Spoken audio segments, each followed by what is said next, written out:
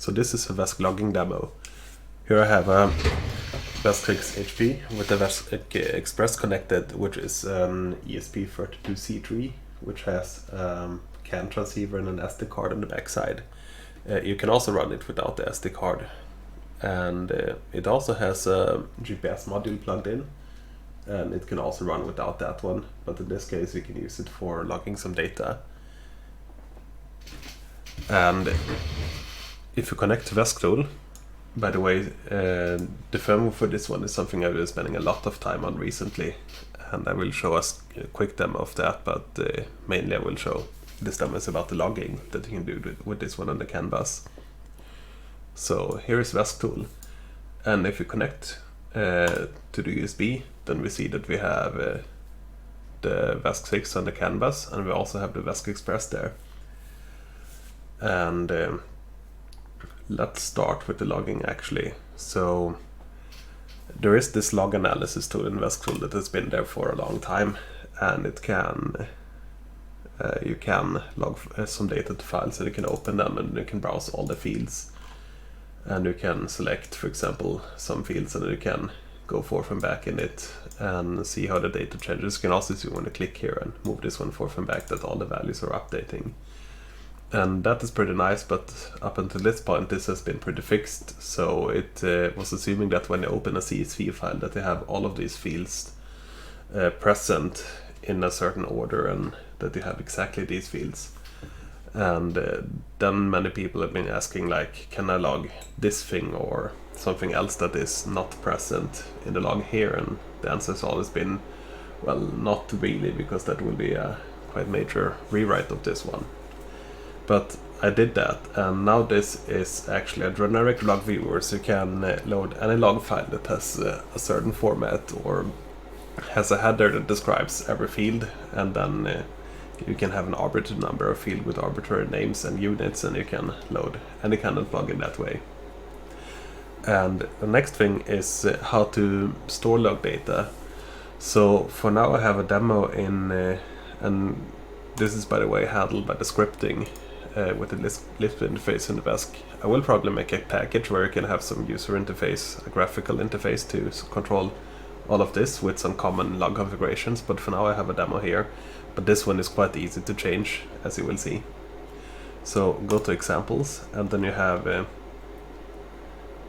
file called, let's see, logcan.lisp, and here you have some things that you can modify to run a log.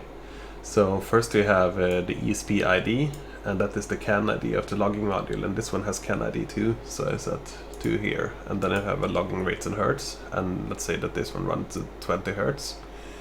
And then you have the log GNSS field, and this one, if you set it to 0, it will not store any position or time from a GNSS, and then you can run it even without the GNSS module. But if you have this one set to 1, then it will store the position and time, but it will, before it will start logging, it will wait for it to get the fix. So if it started indoors, so if you don't have it plugged in, the log will never start on it.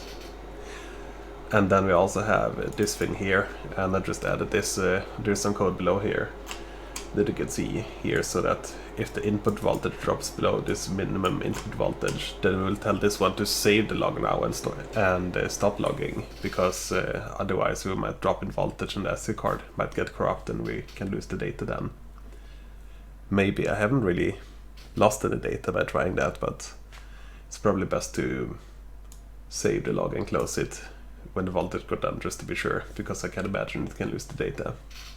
And then we have a log list here, and this thing is this is a very short one, but you can make it as long as you want, and this is the thing that is very flexible here, and it's also very suitable to do this kind of thing in Lisp, because it's very flexible when you want to have a list that describes something that also includes some code, which this one does.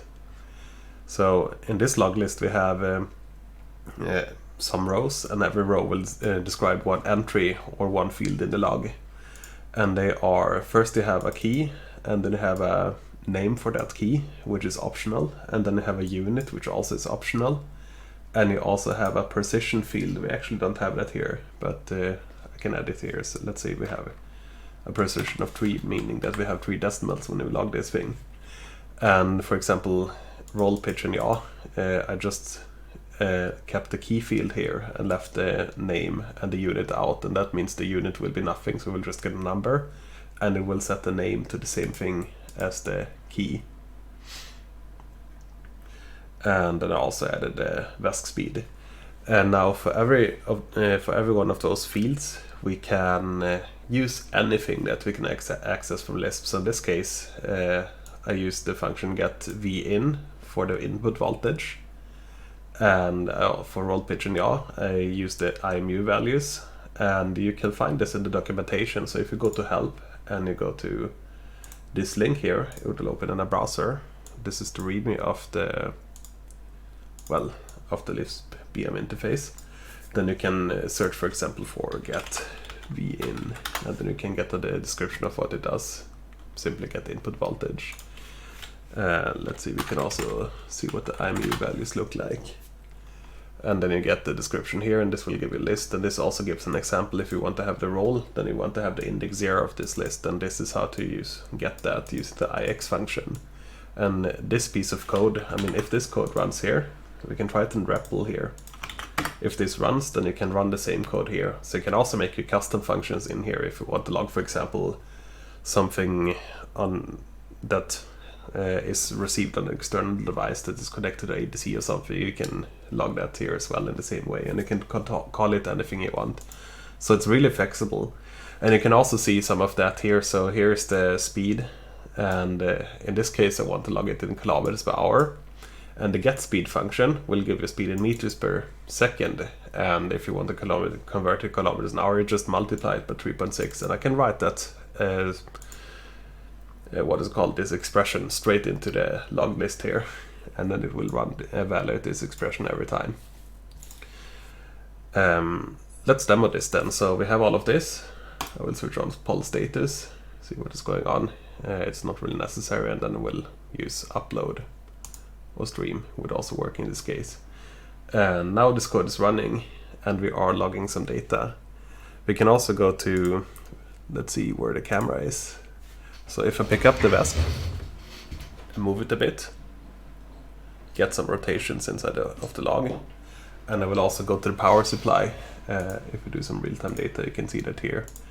And I will change the voltage a bit. So if you see the lower right corner, now I'm moving the voltage knob in the power supply.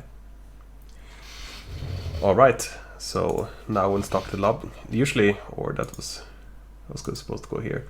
So you usually don't have to stop the log, it will just keep going in this case until you switch off power. But we'll just use the log stop function here, which takes an argument, the can ID, which is 2. And now we should have the log stopped and saved on here.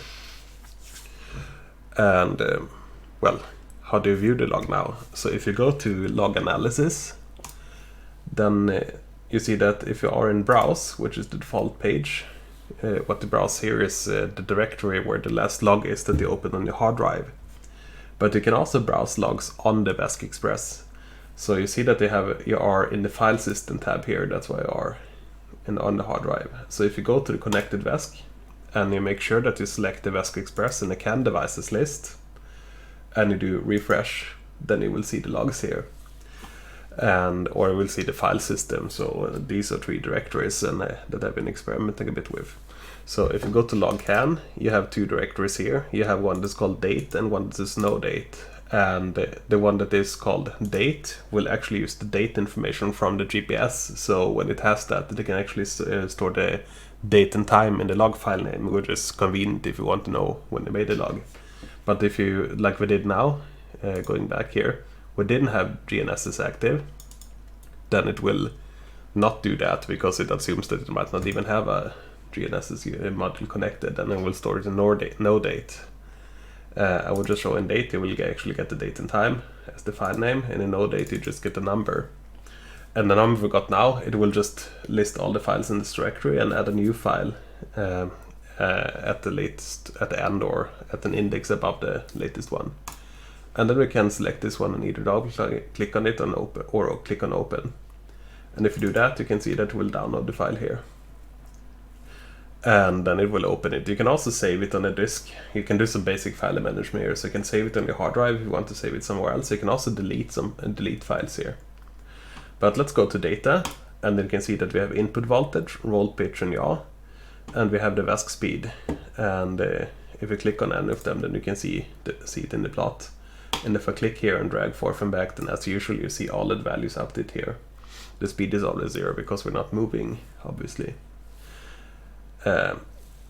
So you can see the roll pitch and yaw change here, where I was moving it around. You can even see it on the, if you go to IMU tab here, you can even see that they are rendering like this when I move the VESC around. And a side note about that, so how does this log viewer know that these are the IMU values? And that is because of the key. So I call them roll pitch and yaw, as you can see in the log here. And there are some special keys. You can actually read about that in the documentation here. So if you go to logging, and then you can see the names of all the special keys, and we have roll pitch and yaw here. And then if VESC tool finds those in the log, it will know that well, these are IMU values, and you can render them in 3D. Likewise, actually kind of likewise. So if you go back to the browser and go up one level, then we have the logs with the date on them, which are GNSS logs. I didn't have one now, by the way, because I'm in the basement and I don't get any, I cannot see any satellites from here. But I made a log yesterday, and that's what you can see here. And this one will have a few more values. It also has latitude, longitude, and altitude. And it will also have the speed of the GNSS. And now I don't see anything on the map, it looks like, but that's only because they're very zoomed in. So if you zoom out a bit now, you can see that they are outside of my house. Actually, this is my kitchen window where we're sitting here. And then we get the longitude, latitude, and height as well, which is convenient. And also if you use the log module like this would be exactly the same code I was showing, just that you have GNSS here. And if you activate this one, which actually later on is sent with the log start command, then the VESC Express itself will append those values to the log, so you don't have to do it in the script here. Same thing with the time in every log, it will append the time to the log file. So that is convenient for getting a position information in all of the logs. Another thing to note here is that you can actually do, or it will do, multi-rate logging to some extent. So remember we set the hertz here to 20 hertz. This is how often the VESC Express will write a line to the log file. But every time it writes a line, it may or may not have new data for the fields in that line. So in this case I have a loop down here that will send the data every hertz timestamp, and when it gets new data, it has new data to write to the line. But what it does, if you don't update the data in one line, it will not in the next, or in one field, it will not write the field to the log multiple times with the old data. It will just omit that. So if you open the CSV file, you can see that here, for example, now we have, I think I've been running this one at 20 hertz as well. And you can see that the input voltage, roll pitch, and yaw, they are updated most of the time. I think I miss a few because it takes some processing time in Lisp here as well when I run that loop, and I didn't account for that here. But the GNSS position, which only arrives at 2 hertz, you only have that every 10 lines here. And that is useful for one thing, when you open log file, you can see when you actually have the updates. And second, it will save some space, because those empty lines, they will not take up any text space. So if you want to have a log running at a high rate and you don't want to waste too much space on the SD card, or rather you don't want the log to be too big so that it takes forever to download it, which we'll get back into, then you will save some space by doing that. And when I open this one in VESC tool, it will actually pad all of the empty ones with this one. So it will see that all of these are updated, and when I read this one and these fields are empty, it will just take that one and copy it down here. And that is why when you have it open in VESC tool, it looks like this one is continuous, even though it really isn't. You can see that if you do, for example, roll and, let's see, they are very different in scale. Yeah, if you do input voltage and this one at the same time, yeah, I cannot see that, but you can see that we have, it's like a staircase here. So when I drag this one forth and back now, you can see that the other values are updating, but this one only changes once we are at the boundary where we have the updates here, and it's constant in between. So yeah, it's quite convenient. Now another thing that you might have noticed is that we are connected over CAN bus to the VESC 6 now. Let me show that on the picture. So we are connected over USB to the VESC 6, then over CAN bus to the VESC Express. And when we download logs, actually to demo that, I have some of my old logs that are just copied onto the SD card here. So I will go to VESC log, and then we have some that are a few years old, but suppose I download this 3 megabyte file. You can see that it takes a while. It will take, yeah, probably around 10 minutes to download this one. And this is a 3 megabyte file, which is a rather long log, but still it's not super fast. And if you have like a 10 megabyte file, we can do cancel here and try to download this one. Take half an hour to download it. But there is actually a better way. So coming back to the VESC Express itself, which I just wanted to mention briefly here, is that when you have it selected, or when you can actually plug into it over USB as well, it has a USB port, then you will get this VESC Express configuration page here, and there we can configure CAN bus, Wi-Fi and Bluetooth, and you can run Wi-Fi and Bluetooth at the same time. And here I've set it up to connect to my Wi-Fi, and you can see my Wi-Fi password here, but you have to get close enough to my house to use it, which you can now because you know my position. Yeah, anyway, so you have the Wi-Fi password here, and you can have it as in station mode or in access point mode. Or in station mode, it will try to connect to an existing Wi-Fi, and in access point mode, it will make an access point that you can connect to. And one advantage of Wi-Fi is that it is much faster than any of the other things. It's actually much faster than the USB on the VESC itself.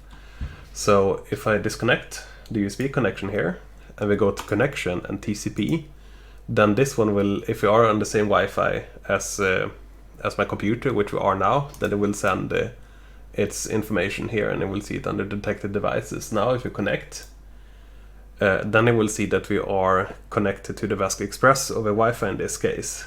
And you can see TCP down here in the lower right corner as well. So now if we go back to log analysis, and we refresh and go to this folder, and we open this 3 megabyte file again. Remember the speed before, or the 10 megabyte file that would take half an hour before.